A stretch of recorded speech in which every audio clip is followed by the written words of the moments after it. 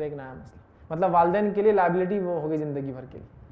तो हमें इस चीज़ को समझना है, सिस्टम्स बनाना है, रेप की रोकथाम के लिए जो चीज़ है वो चीज़ को अडॉप्ट करना है, कॉन्स्टिट्यूशनली कानून के तौर पर कानून है मौजूद, उसको और सख्त करना है, उसको इम्प्लीमेंटेशन में और थोड़ा सा जो तेज़ी लाना है ताकि लोग डर जाए। इम्प्लीमेंटेशन के बाद उसके एक्सिक्यूशन में जल्द से जल्द, मतलब जल्दी से जल्दी सज़ा सुनाई जाए ताकि लोग ऐसे संगीन जुर्म ना करें। ये बहुत ज़्यादा ज़रूरी है, वरना औरत याद रखिए एक ऐसी ज़ात है, अल्लाह रब्बुल इज़्ज़त ने पैदा होती है तो बेटी बनकर आती है, यही माँ बनती है, याद रखिए यही बहन होती है, ठीक है। और यही सारी चीज़ें तो बहरहाल बड़े जुल्म जो है औरतों पे हो रही है, ये रेप जुल्म है, इसको रोकने के लिए हमें कोशिश करना चाहिए। और रहा तकदीर का मामला, तो हाँ हर चीज़ तकदीर में लिखी हुई, अल्लाह बेहतर जानता क्यों होता और ये मामला। हाँ रोज़े क़यामत हो सकता है हमको इसकी हिकमत समझ में आए, वरना अल्लाह ही बेहतर जानता है क्यों होता है। किसी ने एक सवाल किया कि एक सहेली का दूसरे सहेली के लिए वक्त नहीं दे पाना, क्या ये जुल्म है? तो मैं समझता हूँ वक्त नहीं दे पाना तो ये उसका हक़ नहीं है, हक़ ना देना जुल्म है। तो एक सहेली का दूसरी सहेली को वक्त देना हक़ थोड़ी है। हाँ दोस्ती के नाते कुछ ना कुछ वक्त देना चाहिए, लेकिन वो नहीं अब आओ 10 बजे आ जाओ 2 घंटे रहना, ये ज़रूरी नहीं जुल्म में काउंट नहीं। तो जुल्म वो हक़ जो राइट होता है, राइट। हाँ वाइफ बोल सकती है हस्बैंड मुझे टाइम नहीं दे रहा तो मेरा हक़ मार रहा है, वो ये हो सकता है, बट सहेली सहेली को नहीं बोल सकती है क्योंकि उसका राइट नहीं है। ये तो म्यूचुअली अंडरस्टैंडिंग है कि दो लोग मिलते हैं, अल्लाह के लिए मोहब्बत करते हैं, साथ रहते हैं, तो जितना वक्त देना चाहे दे, जब ना हो तो एक दूसरे को कह दे, ये अलग बात है। हाँ आप उसको वादा करते हैं कोई काम के लिए और फिर नहीं करते तो वादा खिलाफी होंगी, उससे बहरहाल इस मामले में माफ़ी हम मांग ले, वरना ये जुल्म में बहरहाल काउंट नहीं होगा इंशाल्लाह।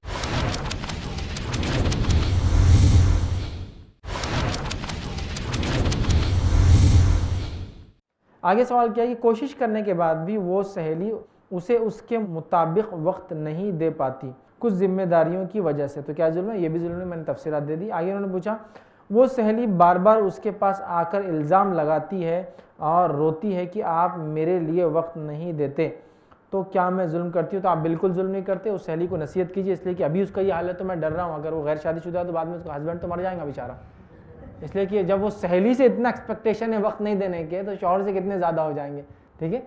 एक्सपेक्टेशन ठीक नहीं। हाँ सहेली का सहेली से ऐसा कोई काम है जो उसके बगैर नहीं हो पाता है, जो उसके लिए ज़रूरी है, एक अलग बात है, वरना ऐसे टाइम पे आप एक्सप्लेन कीजिए कि भाई मैं दूंगी लेकिन अभी वक्त नहीं है तो बहरहाल मैं ये काम नहीं कर पाऊंगी, एक्सप्लेन कर दें, इंशाल्लाह मैं समझता हूँ काफ़ी है। आगे उन्होंने कहा क्या उसका इल्ज़ाम की वजह से हमको गुनाह होगा? बिल्कुल नहीं, अल्लाह ताला ऐसे किसी भी इल्ज़ाम पे गुनाह नहीं देता जब तक कि वाक़ई में वो इल्ज़ाम सच्चा या दुरुस्त ना हो। अस्सलाम वालेकुम फैज़ भी, जानवरों पे जो जुल्म होता तो उस मामले में नेकियों का ट्रांसफ़र कैसा होगा? भाई ने सवाल किया कि अगर कोई जानवर पे जुल्म करा तो नेकियों का ट्रांसफ़र कैसे होगा? तो देखिए अगर कोई इंसान जानवर पे जुल्म करता है तो जानवरों को नेकी और गुनाह का नहीं होता है मामला, जन्नत और जहन्नुम के उनके फैसले नहीं है, तो लिहाजा जानवरों को नेकियां तो नहीं दी जाएंगी, लेकिन हाँ जानवरों पे किए गए जुल्म की वजह से इसके गुनाह में इजाफा कर दिया जाएगा। जानवरों को नेकियां नहीं, लेकिन इसके किए गए जुल्म की वजह से उनके गुनाह में इजाफा हो जाएगा इंसान के। जी किसी ने एक सवाल किया है, एक टीचर के सिलेक्शन के वक्त दीन में से 2 ही पीरियड्स दी हुई है, 12वीं दिन में 2 ही पीरियड की बात हुई, लेकिन बाद में मैनेजमेंट वालों ने और ज़्यादा पीरियड और दूसरा सब्जेक्ट भी दे दिया पढ़ाने। इस सूरत में वो टीचर बच्चों को सिर्फ फॉर्मेलिटी पूरी करने पढ़ाए, इसमें बच्चों का इस सब्जेक्ट के मुतालिक से हक़ मुकम्मल नहीं होता, इसमें बच्चों का नुकसान हो रहा है, इसमें किसको माफ़ी मांगना और किसकी गलती है? तो इसमें गलती टीचर की है। टीचर से जब वादा हुआ था कि उसको 2 लेक्चर दिए जाएंगे और उसके बाद मैनेजमेंट ने उसको बढ़ा दिया, टीचर का मैनेजमेंट को कहे कि मैं नहीं ले सकता, अगर वो ले रहा है तो फिर उसको हक़ अदा करना पड़ेगा, सिंपल है। वो क्यों हक़ अदा नहीं कर रहा? कि मेरे 2 की बात हुई थी, और क्यों ले रहा कि फिर वो निकाल देंगे, तो मतलब आपकी गलती है ना, आप निकलने के डर से गलत काम कर रहे हैं, तो लिहाजा टीचर का काम है मैनेजमेंट सिखाए, आपने मुझे 2 लेक्चर सिखाया था, अगर आप 3-4 बोलेंगे तो सर मुझसे वो नहीं हो पाएंगे, या तो फिर मेरी सैलरी आप इंक्रीज़ कीजिए। लेकिन मैं समझता हूँ अगर वो बोझ नहीं है तो आप उसको भी पढ़ाइए ना। देखिए मेरा तो रूल क्या है मालूम, मैं ये बोलता हूँ सबको, अपने पोटेंशियल का सबसे हाईएस्ट दीजिए, ये मत सोचिए कि आपको सैलरी क्या मिलती है। बहुत से लोग कैसा रहता, कॉइन बॉक्स कैसा मामला रहता, कॉइन बॉक्स कैसा रहता था, कॉइन गिरा 180 सेकंड तक रहता था, फिर वो कड़क बल के निकल जाता था और आपकी कॉल कट हो जाती। वैसे मत बनिए, आप अपने पोटेंशियल का हाईएस्ट दीजिए, फिर देखिए अल्लाह ताला आपको वहाँ पहुँचाता है जहाँ जो आपका मुकाम है। लेकिन आपका नहीं, जब मेरे को 10,000 मिलेंगी तो उतना काम करूँगा, तो जब वहाँ तक वो पोटेंशियल है मालूम ही नहीं होगा 10 देंगा कौन तुझे, पोटेंशियल निकालो अपना।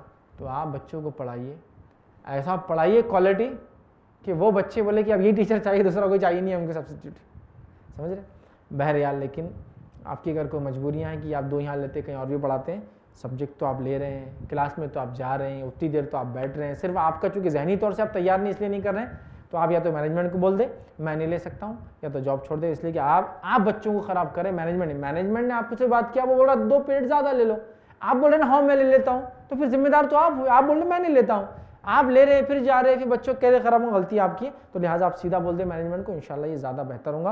और मैं तो ये कहूँगा आप अच्छे से पढ़ाइए उनको, ताकि बच्चे आपको रिकमेंडेशन दे और आपके अतराफ वाले आपका पोटेंशियल पहचाने, हो सकता है ये आपको आगे फ्यूचर में बहुत ज़्यादा फायदेमंद साबित हो। मैंने देखा हूँ कुछ टीचर्स को बहुत कम तनख्वाह पे 1 पीरियड बोला गया 10-10 लेने लगाए गए, उन्होंने किया और आज वो बड़े बड़े मुकामात पर बैठे, इसलिए कि उनका पोटेंशियल निखरता गया, वो और अच्छे से अच्छा जो है पढ़ाते गए और नए नए सब्जेक्ट में महारत हासिल की, न्यू चैप्टर्स को और अच्छे से टीचिंग मेथड्स उन्होंने डेवलप किए और आज मशहूर टीचर बन चुके हैं। तो लिहाजा आपके लिए ये भी ऑप्शन है, या फिर आप सीधे कह दें मैं नहीं ले पाऊंगा, लेकिन बच्चों का करियर आप ख़राब ना करें। अस्सलाम वालेकुम। मैं ये पूछना चाहता, अक्सर क्या होता है कि फ़जर की अपने फ़र्ज़ नमाज़ें बहुत ज़्यादा क़ज़ा हो जाती किसी की या छूट जाती किसी वजह से, तो ऐसा होता है कि सुन्नत मौक़ूदा और उसके अलावा जो सुन्नतें होती है, तो सुन्नत मौक़ूदा एक बार अदा की जाती है, उसके अलावा हम लोग उसकी जगहों पे सुन्नत जो दूसरी सुन्नतें होती है उसकी जगहों पे हम फ़र्ज़ नमाज क़ज़ा नमाज़ें पढ़ सकते हैं जो हमारी लाइफ में छूट गई जी। और एक और सवाल है मेरा, औरत जो है तो एकदम कौली फसली से बनी होती है, उसको ज़्यादा मोड़े तो टूट जाती है, ये एक मसला पूछना है। भाई ने एक सवाल किया कि उनकी जो कुछ नमाज़ें फ़र्ज़ जो क़ज़ा हो जाती है या लोगों की जो फ़र्ज़ नमाज़ें क़ज़ा हो जाती है, तो जब मौक़ूदा वगैरह सुनन हम पढ़ते हैं तो क्या उसके बदले वो क़ज़ा पढ़े ज़िंदगी की। तो देखिए क़ज़ा नमाज़ों के मामले में कुछ मसाइल हमको समझना पड़ेंगे। पहला, जो नमाज छूट जाती है उसकी क़ज़ा होती है, जो छोड़ दी जाती है उसकी क़ज़ा नहीं होती। ये मसला पहले समझ लीजिए। मतलब क्या है, मतलब ये मैं सो रहा था और असर का टाइम निकल गया तो ये नमाज छूट गई तो इसकी क़ज़ा हो जाएंगी। मैं ट्रेन में सफ़र कर रहा था और वक्त पता ही नहीं चला तो ये नमाज छूट गई, इसकी क़ज़ा हो जाती है।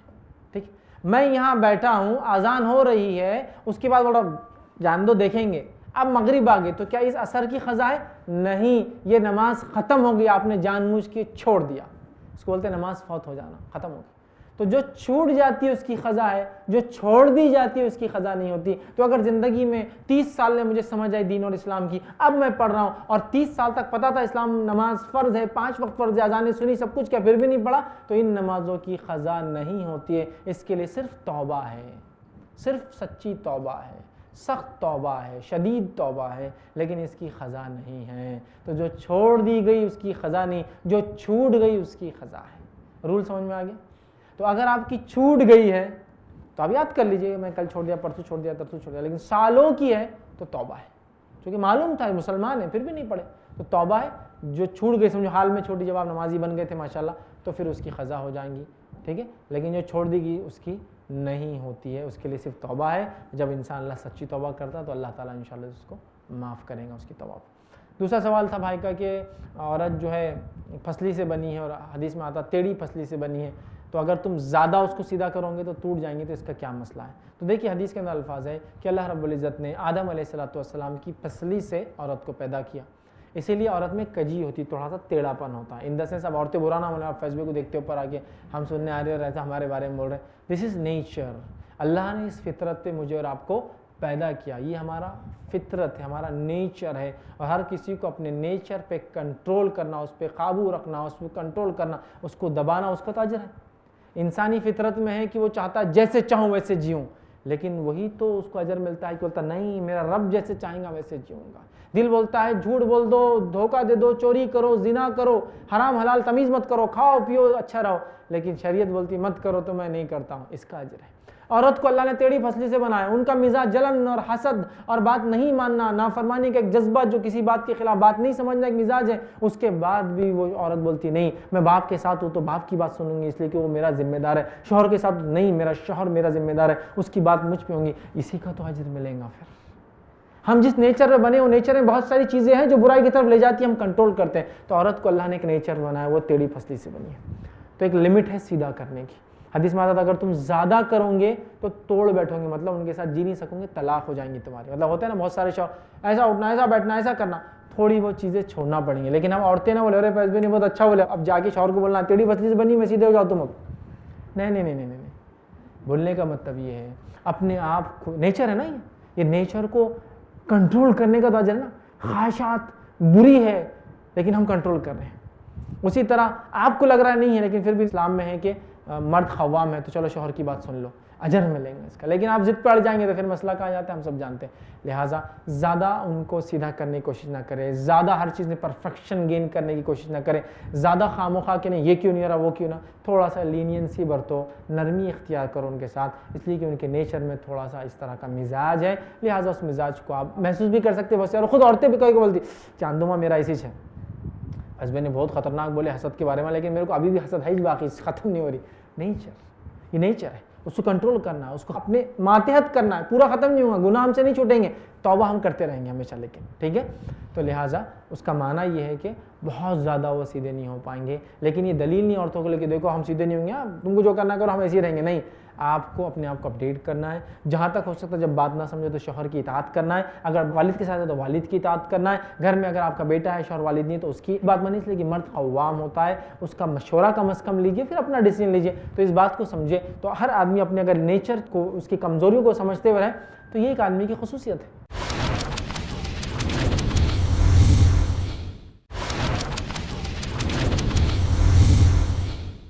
आपको मालूम है एक अच्छे सॉफ्टवेयर की, एक अच्छी मशीन की खुसूसियत क्या है कि बनाने वालों को मालूम होता है कि कब फेल होने वाली है। ये सबसे खुसूसियत वाली बात है।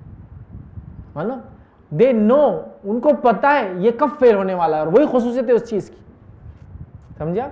ये चीज़ को 40 डिग्री से ऊपर इस्तेमाल नहीं करना चाहिए, 40 के बाद ये फेल हो जाएंगी, उनको पता है। तो कमज़ोरियाँ हैं आपकी चीज़ों में, लेकिन आपको पता है उनके लिमिट्स तक नहीं ले जाना, उससे कम रखना है। समझा? तो ह्यूमन में, इंसानों में भी ऐसी कमजोरियां, मर्द और औरतों में, हमें अपने लिमिट्स को पहचानना है और अप टू द लिमिट्स जाने की कोशिश करना है, लेकिन उससे ऊपर नहीं है हमारे लिए। समझ रहे? तो बस अपने अपने नेचर पे हम काबू करें, कोशिश करें कि उसकी बुराइयों को दबाने की कोशिश करें और अपनी अच्छाइयों को उभारें इंशाअल्लाह। तो हदीस का वही माना, टेढ़ी पसली से मतलब उनके अंदर टेढ़ापन, कभी कभार सख्ती होती, कभी कभार बदज़बानी हो जाती, कभी कभार रफली डील कर लेते हैं, कभी कभार फला। आपको कंट्रोल करना है, समझ के लेके चलना है, ये आपका मिजाज है। इसीलिए तलाक का हक भी शौहर को दिया गया, औरत को नहीं दिया गया। खुला डिमांड कर सकती है लेकिन ले नहीं सकती हो। क्यों?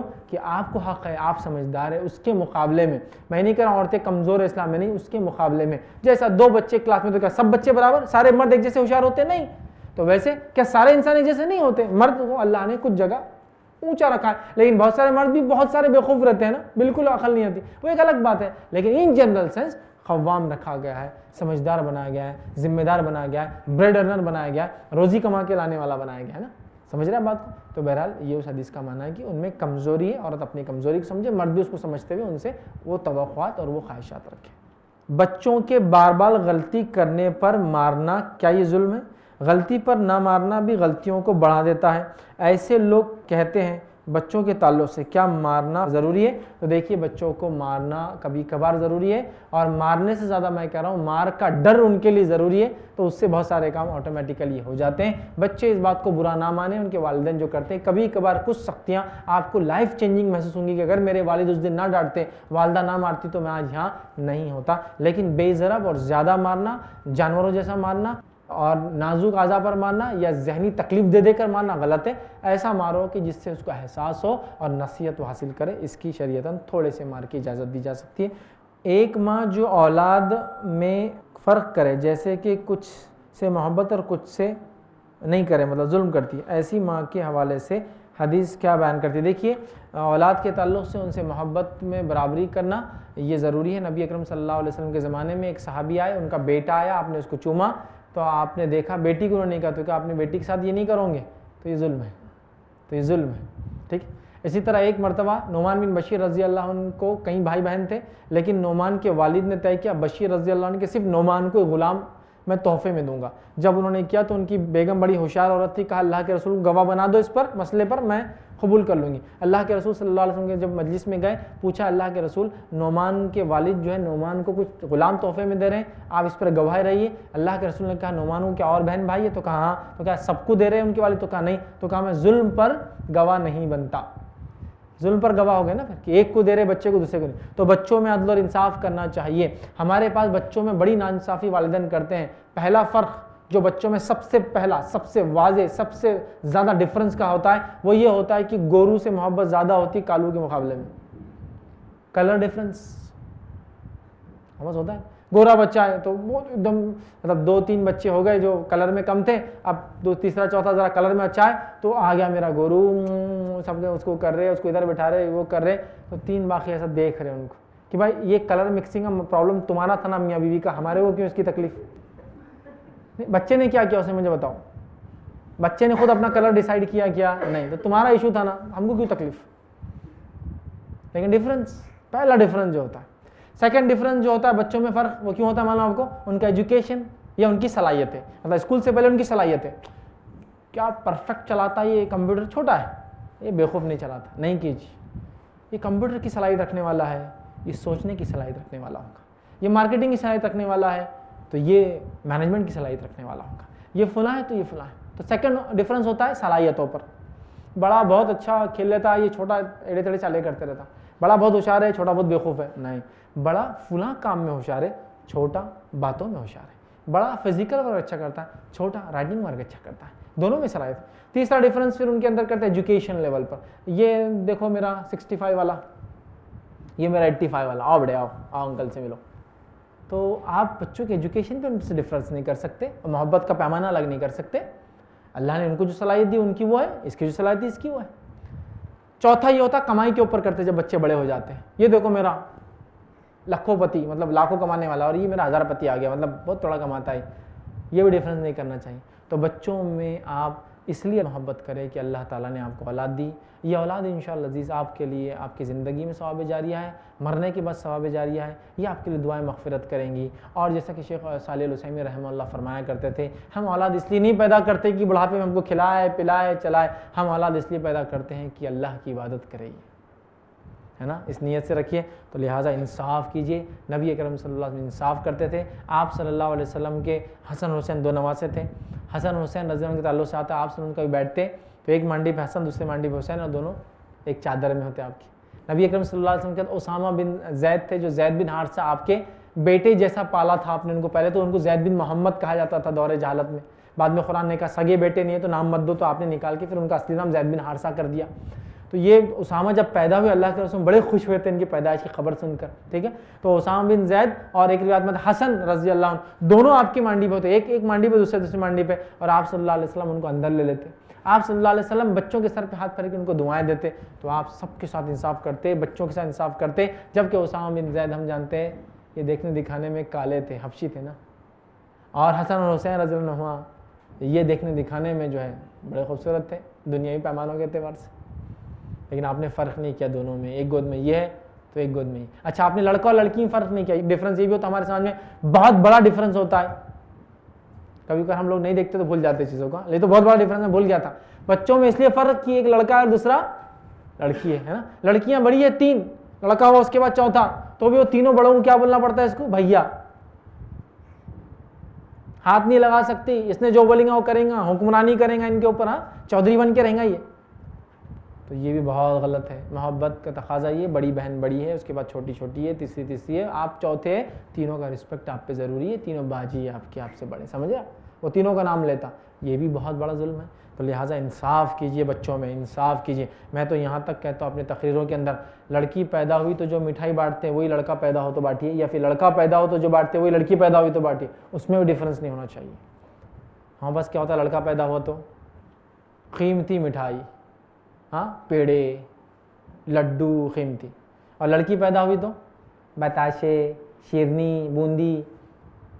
मीठा दोनों भी है, लेकिन मीठे की क्वालिटी आप देखिए, कॉस्ट, पेड़े 400 रुपये किलो वाले और बूंदी 200 रुपये किलो वाली, नाखिस मिठाई है ना। डिफरेंस मत कीजिए। औलाद अल्लाह ने दी, आप वो कीजिए। नहीं आप बोले नहीं अल्लाह ने खुद फ़र्क किया ना, लड़का दिया तो अकीक़ा, लड़की तो अकीक़ा में, इसमें 2 इसमें 1। अरे नहीं भैया, अल्लाह ने तुमको सहूलत दी, लड़की पे कम खर्च कराया। सब्सिडी दे तो हचू कैसा भागते पहले, सब्सिडी जहाँ मिली वो चीज़ को पहले करते ना, करते नहीं करते सस्ती से। तो फिर यहाँ तो वही है, बताया जा रहा है कि तुमको कम खर्च कराया जा रहा है, वो नहीं है डिफरेंस। नाखिस और अच्छे के मामले मत लीजिए इसको आपको कम कराया जा रहा है कि लड़की को उस पर 2, और हाँ लड़की की पैदाइश पे भी अगर 2 बकरे ना मिले तो एक भी किफ़ायत कर जाता है, फिर ये मजबूरी की कंडीशन है। लेकिन 7वें दिन हो तो कर ही दे, एक भी सही, मजबूरी है तो कोई मसला नहीं इंशाल्लाह। तो बहरहाल डिफरेंस ना करे, बच्चों को मोहब्बत करे, यकसा मोहब्बत करे, माँ हो या बाप हो, दादा हो या दादी हो, नाना हो या नानी हो, ख़ानदान वाले हो, सब बराबर करे, डिफ्रेंशिएट ना करे। बहुत से लोग ये भी करते हैं, 1-2 बच्चे कम कलर एक ज़्यादा, लोग करते हैं अरे ये तो बहुत स्मार्ट दिख रहे हैं आपके, तो कौन से एंगल से दिख रहे बोलना, और ये 2 स्मार्ट क्यों नहीं दिख रहे आपको, कौन से एंगल से, तो आदमी नहीं मैं तो नहीं, वैसा मत कीजिए, बच्चों में डिफरेंस मत कीजिए, इससे बच्चे जहन ख़राब होता है।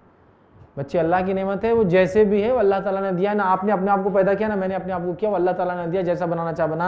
हमारी माँ के पेट में हम जैसे सबसे खूबसूरत है, हमको तकब्बुर नहीं है, लेकिन हम डिप्रेस भी नहीं इस मामले में, समझ रहा, हम जो है कॉम्प्लेक्स में भी नहीं है कि हमको कैसा बना, तो ये चीज़ को समझने की ज़रूरत है। तो इंसाफ करे बच्चों के मामले में।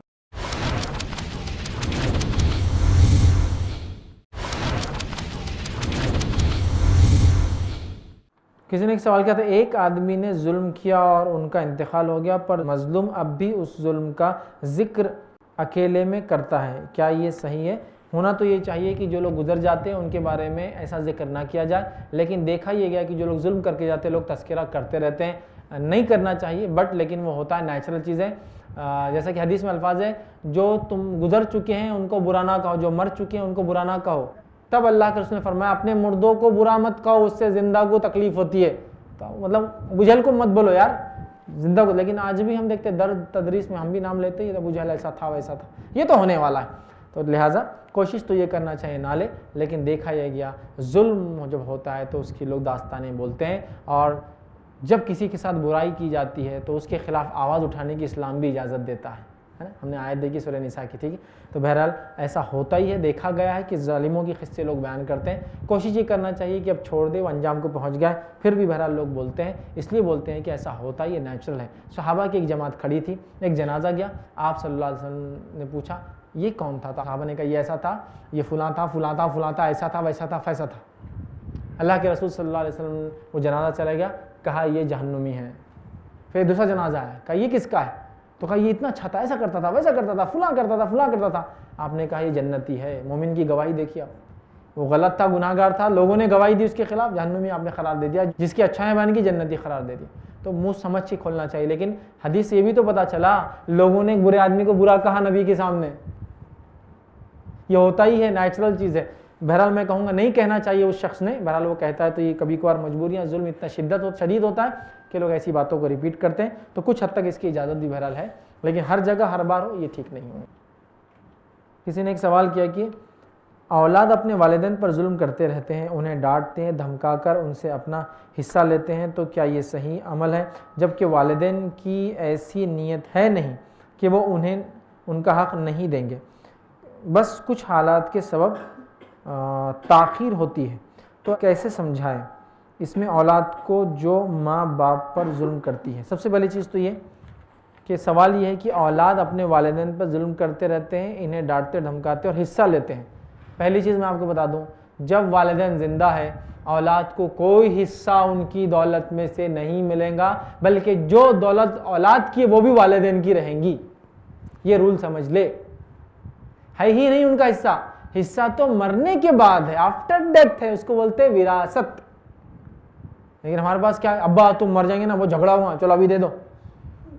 अरे अब्बा जिंदा है तो मिल्कियत उसकी है, तुम मांग कैसा सकते किस मुंह से उस पर? ये जुल्म है उस पर। अगर कोई बेटा लेता और बेटी, जुल्म है उस पर। हाँ बेटा बेटी गरीब है, बाप को अल्लाह ने बहुत दिया, उनका काम है कि अपनी औलाद को दे, खर्च करे उन पर, लेकिन आप उनसे मांगे तो वो बड़े ही बदनसीब औलाद है जो अपने वालिदैन से वो हिस्सा मांगते जो मौत के बाद है। जिंदगी में वालिदैन कोई हिस्सा नहीं देंगे अपनी औलाद को, जो कुछ है उनका है और उनके बेटों का भी उनका है। इसलिए कि हदीस में अल्फाज है, एक बेटे ने नबी अकरम सल्लल्लाहु अलैहि वसल्लम का कंप्लेन लाई, कहा मेरे वालिद बहुत खर्च करते हैं। और उसके वालिद क्या करते थे मालूम? खर्च करते थे, लेकिन छोटे बच्चों पर, जो उसके छोटे बहन भाई थे, वालिद बूढ़े हो चुके थे, बड़े बेटे को पाल कर बड़ा कर चुके थे, अब वो कमाता था, वो खर्च लेते थे, और छोटे बच्चों बहन भाई भी खर्च करते थे। चूँकि जाहिर से इन्होंने मेहनत की कर बढ़ाया ना, इसको खूब लगाया, वो कंप्लेन लेकर आया। उस वालिद ने अपने दिल ही दिल में अशार पढ़े, बहुत सारे अशार। जिब्राइल अलैहिस्सलाम आए और अल्लाह के रसूल को पूरे अशार बता दिए। इतना गमगीन थे वो वालिद, अशार पढ़ रहे थे कि क्या दिन आ गए कि आज बेटे ने मेरी कंप्लेन ला दी। अशार थे, जिब्राइल अलैहिस्सलाम ने सुना वो अशार दिल के, आके अल्लाह के रसूल को बता दिया। अल्लाह के रसूल सल्लल्लाहु अलैहि वसल्लम बेटे को बुलाकर कहा, तू और तेरा माल दोनों तेरे बाप का है। मतलब अब तू नहीं बोल सकता, तू भी तेरे बाप का है, तेरा माल भी तेरे बाप का है। मालूम तो औलाद की कमाई कहा जा रहा बाप की है, तो बाप से कैसे मांग सकती है औलाद, जिंदगी में हो ही नहीं सकता। तो हिस्से की तो सवाल ही नहीं, हिस्सा मरने के बाद होता है। वसीयत उन लोगों के लिए होती है जिनको विरासत में हिस्सेदार नहीं बनाया गया, तो जाहिर सी बात है बच्चों के लिए वसीयत भी नहीं होती है, लिहाजा वो वालिदैन से कोई हिस्सा ना मांगे। इंतकाल की बात जो शरई हिस्सा है वो मिल जाएगा, और ज़िंदगी में जो कुछ इन्होंने भी कमाया वो भी उनके वालिद का है, याद रखें। तो लिहाजा अगर बच्चे ऐसा करते तो यकीनन जुल्म करते अपने वालिद से, हिस्सा मांग कर जुल्म करते हैं, उन पर खर्च नहीं करके जुल्म करते हैं और उनसे एक्सपेक्टेशन रख के जुल्म करते हैं, बल्कि उन्हें चाहिए उन्हें दे। जब उनकी दुनिया से आंखें बंद हो जाए, ये नेमत और हिस्सा अल्लाह उनसे उठा ले, तो खुद ब खुद वो विरासत का हिस्सा उनको तो मिल जाएगा। ठीक है, तो बहरहाल ज़िंदगी में अगर वो मांगते हैं तो वो यकीनन अपने वालिदैन पर जुल्म कर रहे हैं। किसी ने एक सवाल किया, अगर किसी का इंतकाल हो गया और इसके बाद जो घर में रोज़ाना कुरान पढ़ा जाता है इसकी बख्शिश हो जाए, और कुछ लोग कहते हैं कि इंसान की ज़िंदगी में जो पढ़ा इसका सवाब मिलता है, इससे बख्शिश होती है, क्या ये सही है? तो देखिए, सबसे पहली चीज़ तो ये कुरान पढ़कर किसी को बख्शना ये सुन्नत से साबित नहीं है। कुछ आमाल मिलते हैं, जैसा कि इस्तिग़फ़ार करना मोमिन का मोमिन के लिए मिलता है, बच्चों का वालिदैन के लिए दुआ करना, उनसे मुकाम उनका बढ़ता है। ठीक है, इसी तरह बच्चों का अपने वालिदैन के लिए खर्च करना, उनकी जायदाद या उनके पैसों में से कुछ खर्च करना, उनके वादों को पूरा करना, इसका अजर वालिदैन को मिलता है, इंसान को मिलता है, लेकिन कुरान पढ़ने का नहीं मिलता। हाँ, अगर कुरान वालिद ने सिखाया था तो चूँकि वो उस्ताद थे, वो इल्म वो छोड़ कर गए, आपको दिया, तो उसका सवाब तो उनको मिलता ही रहेगा, इसलिए कि नाफ़े इल्म, अच्छा इल्म जो इंसान छोड़ के जाता है उसका अजर उसको दिया जाता है, तो लिहाजा उसमें शामिल होगा। तो स्पेशली कुरान का इसाले सवाब करना ये सुन्नत से साबित नहीं है। इंशाल्लाह ये हमारा आखिरी सवाल होगा। अस्सलाम वालेकुम फैज़ भाई, मेरा जॉइंट फैमिली के ताल्लुक़ से सवाल है। कोई शोहर अपनी बीवी से घर का कोई एक काम ऐसा यानी ना करने के लिए मना करता है और बीवी वो काम ज़िद पे करती है, तो क्या शोहर ने बीवी पे जुल्म करा, या जुल्म बीवी जो है शोहर की बात ना सुन के क्या है उसके मामला होगा? जज़ाकल्लाह। भाई ने एक सवाल किया कि शोहर बीवी से एक काम करने को ना कह रहा और बीवी वही काम करते जा रही है, तो ये कौन किस पर जुल्म कर रहा है? सबसे पहली चीज़, शोहर अगर बीवी को ऐसी चीज़ से मना कर रहा है जो उसकी मिल्कियत की है, मतलब उसको हक़ है वो चीज़ से मना करने का, तो बीवी ने फिर वो काम नहीं करना चाहिए। लेकिन शोहर अगर ऐसा काम से मना कर रहा है जो बीवी का हक़ है, शोहर का नहीं है, तब तो वो करेंगे। जैसा कि कोई शोहर ये कहे कि मुतलक़ अपने वालिदैन की खिदमत नहीं करना, बिल्कुल कभी नहीं करना, मर जाओ बीमार हो, तो ये तो गलत बात है, ये तो फिर उस पर जुल्म हो रहा है बेचारी पर। ठीक है, लेकिन शौहर ये कह रहा है कि मेरे फुला भाई के मैं खिदमत नहीं करना, मेरी फुला भावत से नहीं मिलना, मेरे फुला रिश्तेदार का तुम नहीं जाना, मैं मिलूंगा इसलिए कि मैं उनको पसंद नहीं करता हूँ, मेरी गैर मौजूदगी में तुम्हारा या मेरा कोई गैर महरम रिश्तेदार जो तुम्हारे लिए हो तो अंदर नहीं आना, तो ये उसकी मिल्कियत, ये उसकी हक़ की बात है। तो लिहाजा यहाँ डिपेंड है, अगर शौहर वो काम बोल रहा है जो उसका हक़ है तो बीवी के लिए वाजिब और ज़रूरी है कि वो सुने, और अगर शौहर ऐसा काम कह रहा है जो उसका हक़ नहीं है, जो जुल्म है, तो इस मामले में बीवी फिर क्या करे, वो बात ना सुने, लेकिन खामोशी के साथ ऐसा करे कि उसको पता भी ना लगने दे। या शौहर इंतहाई कंजूस है, इंतहाई कंजूस है, बोलता खर्च मत करना, लेकिन बीवी देखती है कि वाकई में इतना मिस्कीन इंसान है, देना चाहिए, और वो खामोशी से लेकर दे देती है, या खामोशी लेकर अपने बच्चों को दे देती है, शौहर बच्चों में भी नहीं खर्च करता, तो फिर इजाज़त है। मैं इसलिए कह रहा हूँ चुपके से कर दे, बोले ना। जैसा कि हिंदा रज़ी अल्लाह अन्हा आई और कहा अल्लाह के रसूल, अबू सुफियान जो बहुत कंजूस आदमी है रज़ी अल्लाह, बहुत कंजूस है, इतने कंजूस कि वो बच्चों के खर्चे के लिए भी नहीं देते, तो क्या थोड़े से मैं निकाल लूँ खामोशी से पैसे?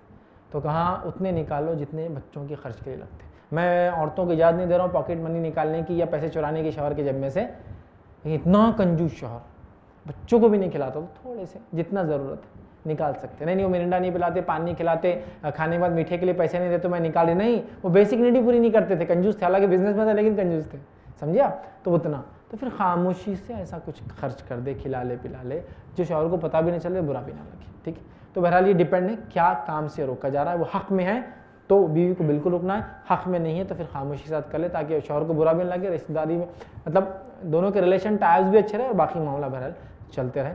इसी पे अपनी बात को हम ख़त्म करेंगे। वाखिर दावाना अल्हम्दुलिल्लाहि रब्बिल आलमीन, सुब्हान रब्बिका रब्बिल इज़्ज़ति अम्मा यसिफून व सलामुन अलल मुरसलीन वल्हम्दुलिल्लाहि रब्बिल आलमीन।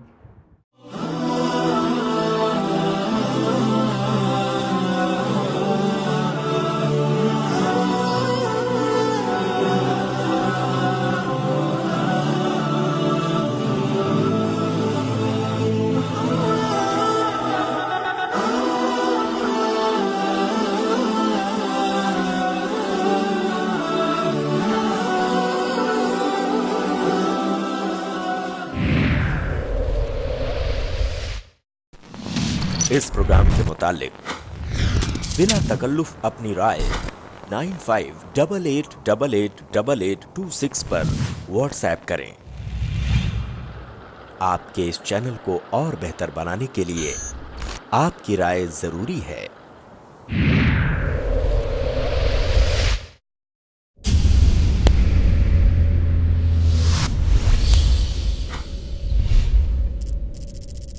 अपने केबल या डीटीएच ऑपरेटर से आई+ टीवी आज ही डिमांड करें। आई+ टीवी फ्री टू एयर और इंडियन रजिस्टर्ड चैनल है।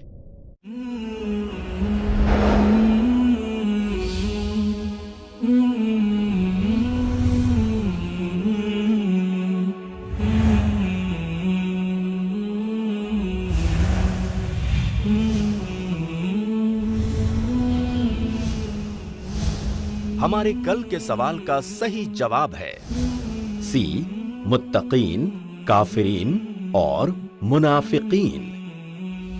अल्हम्दुलिल्लाह, बहुत सारे लोगों ने सही जवाब दिया।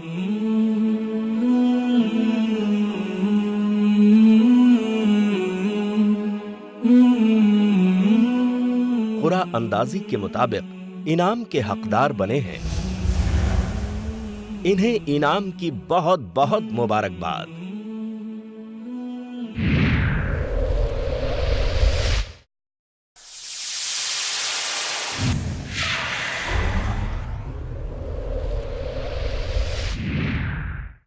आई+ टीवी बेहतर जिंदगी। अंगारों को फूल बनाया,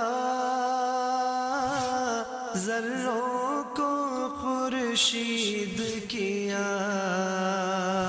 जिन्हों